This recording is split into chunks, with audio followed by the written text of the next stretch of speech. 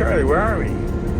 We're in the cab of 620. It does feel kind of weird seeing an engine running long hood forward. Oh, long hood forward. What does that mean? The longer hood is going forward instead of the shorter hood. Ah. The shorter hood's over there, longer hood. Chill through that window. Looks like the big engine part there. Very, very big engine part. All the cars back there. There are A few minutes before we get started, just a couple of safety issues. Because one time an engineer mixed the two up, which led to the train running away.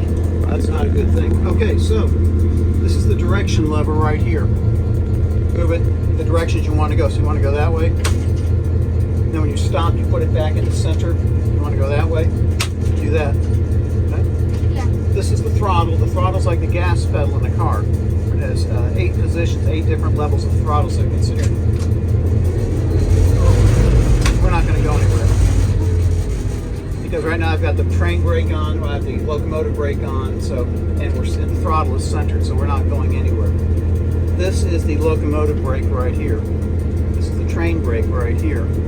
I use both of these when we're running the train, but right now we're sitting here, so I've got the locomotive brake on. Up here we have the horn, right here, that's the horn control, and you have one over there. This is the bell right here, or as I like to call it, the ringy-dingy thingy, okay?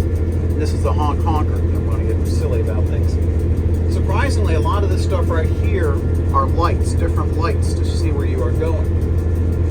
We have other controls right here for running the engine itself. The headlight controls are right here. We've got various indicator lights right here. This is called an ammeter right here.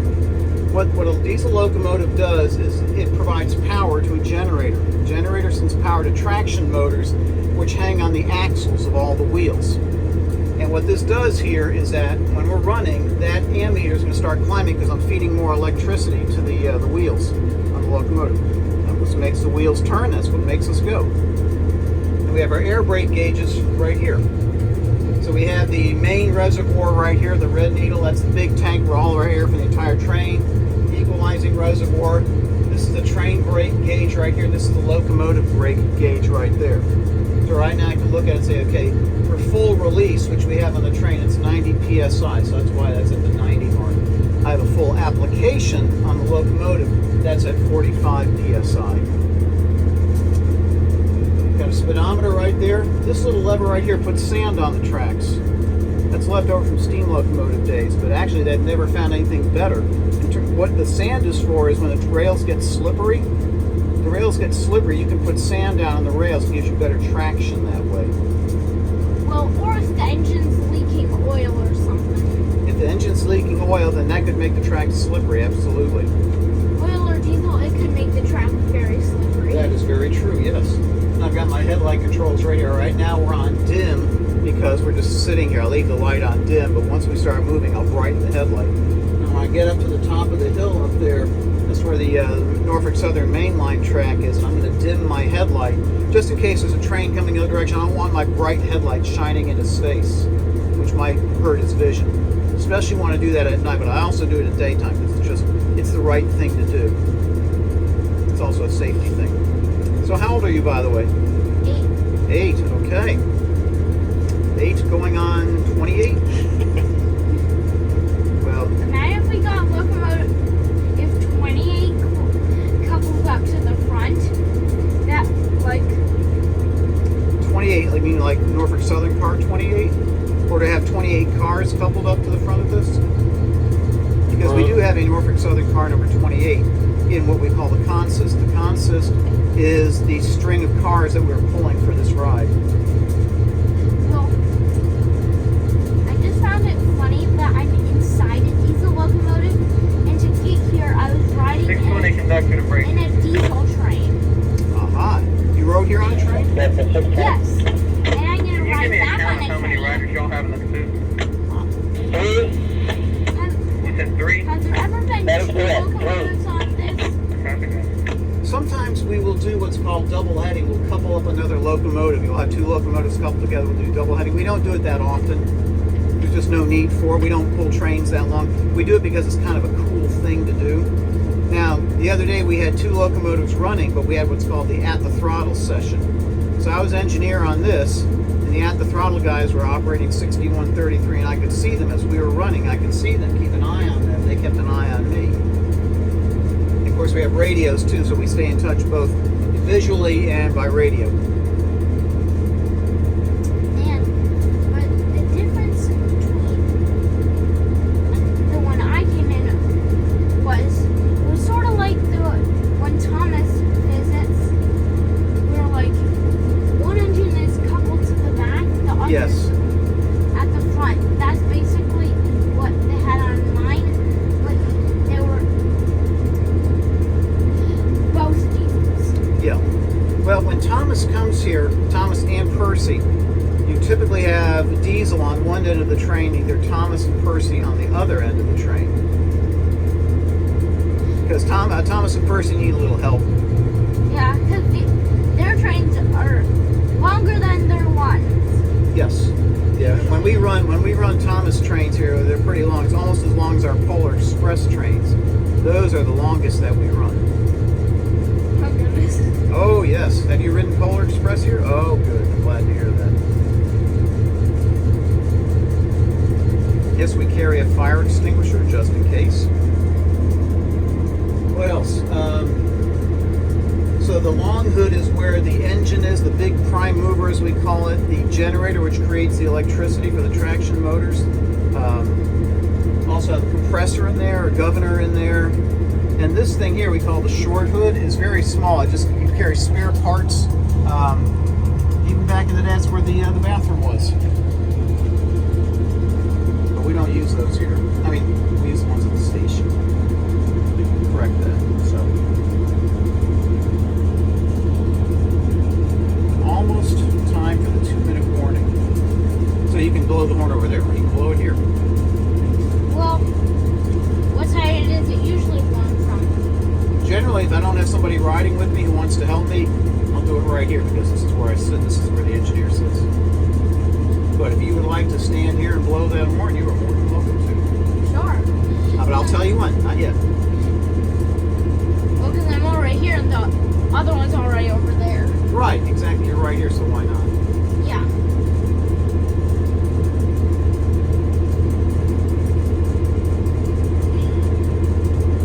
Last train of the day. After this, we have to take the train up the hill, back down the hill. We're going to park it on a siding, hook it up to what we call shore power. It keeps the electricity in it. In case we have nights below freezing, we want to keep the heat on in the cars. Then we're going to cut the locomotive off, take it down to the south end of the property, come back up, put it onto the turntable, spin it around, back it into the roundhouse, shut it down. We may or may not be able to see that. Understand. Did you have to drive a long distance to get here? Well, we took an Uber from the Salisbury station. Oh, so that's right. You did take Amtrak in here. And where did you hop on Amtrak? We hopped on a carry. Oh, very good. Okay. We were on that train for 6:20, 2 minutes. 2-minute warning. Okay, come on over here. Honk. Perfect. That was perfect. That was a virtuoso performance. There you go. Well done, sir. Yeah, so you rode the Piedmont down here? Yeah. Yeah. 73. If you saw it coming through. I don't think I saw it. I must have missed it. Maybe we were like down there or something, so I didn't get to see it.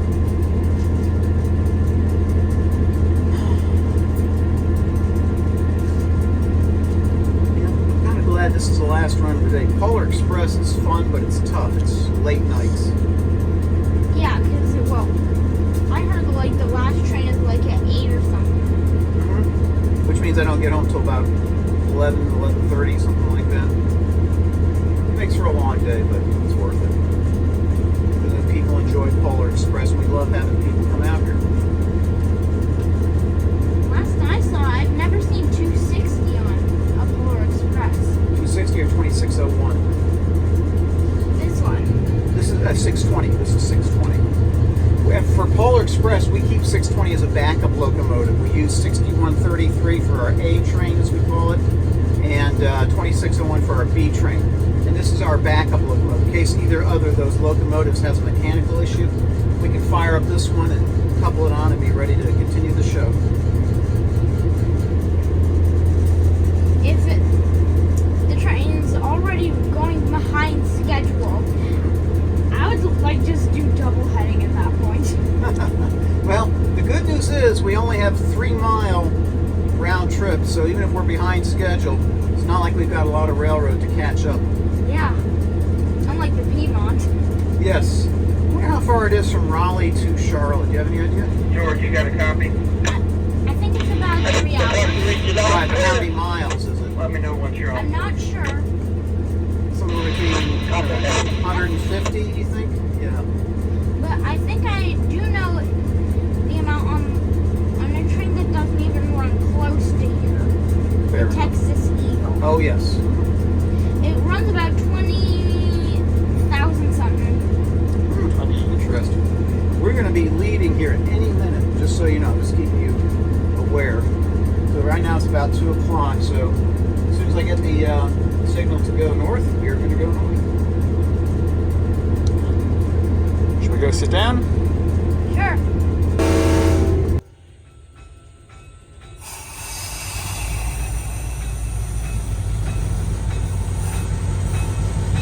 Here we are, head northbound.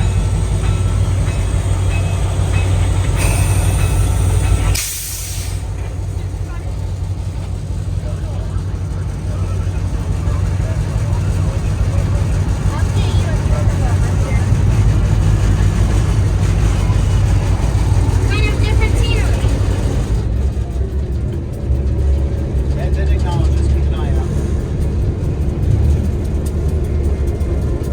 Very quick copy. Soon we're gonna be running uses forward, but for the engine we're gonna be running short. I'm pretty sure.